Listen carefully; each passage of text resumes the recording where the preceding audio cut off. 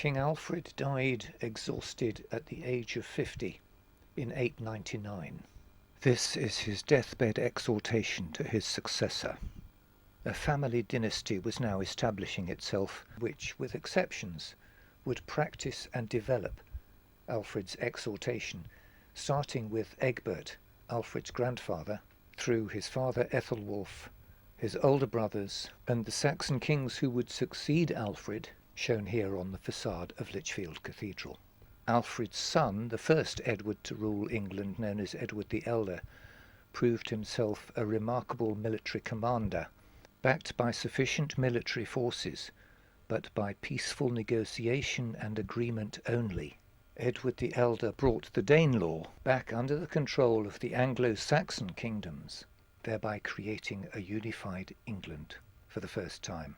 Alfred's grandson Athelstan further united England. He translated more of the Bible into English and put in place the beginnings of the market economy that we have in Britain today, giving market town status to many communities, dividing the nation into shires, and building London into a peaceful and thriving port, taking in goods from the Baltic, the Mediterranean, and Northern Europe. Britain was a prosperous trading nation, all based on putting into practice the principle that a man needs to be able to take his goods to market, very often a herd of stock, in no more than a day's drive.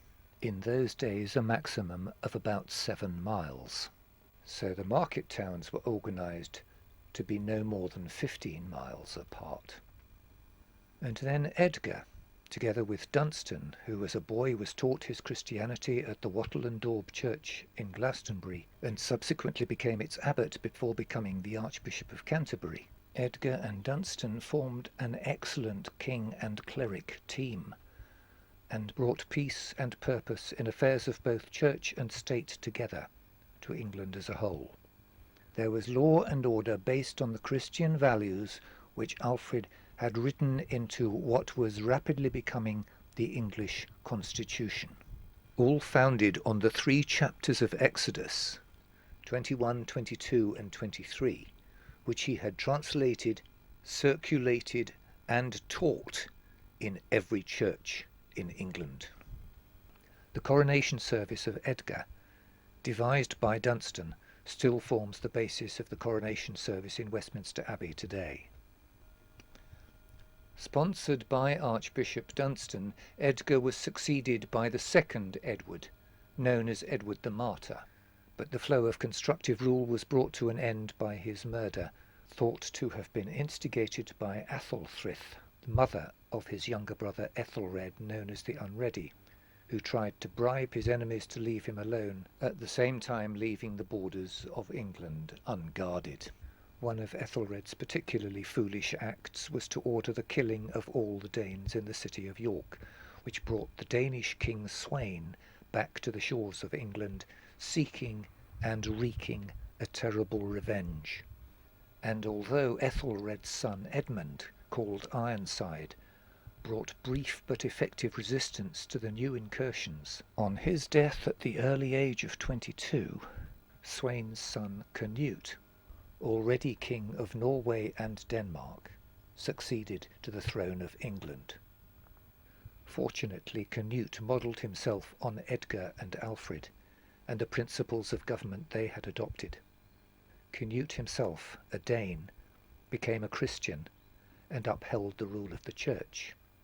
He honoured St Edmund, whom the Danes had murdered in 869, and famously dealt with the flattery of his courtiers by sitting on a throne placed on the beach and commanding the incoming tide to stop, which he knew it wouldn't, and it didn't. Amongst other places on the south coast claiming the event, it is remembered here by this stone set in a wall in Southampton. On the death of Canute's son in 1042, the Witten Agemo confirmed the return of the throne to the Egbert-Alfred-Edgar line under the third Edward, known as Edward the Confessor, who was very enthusiastic about his ecclesiastical responsibilities. He finished building Westminster Abbey on the 28th of December 1065, just in time to be buried in it a week later. But Edward the Confessor left England's secular affairs of state in considerable disarray. It was the first week of a year which would become a memorable one in English history, 1066.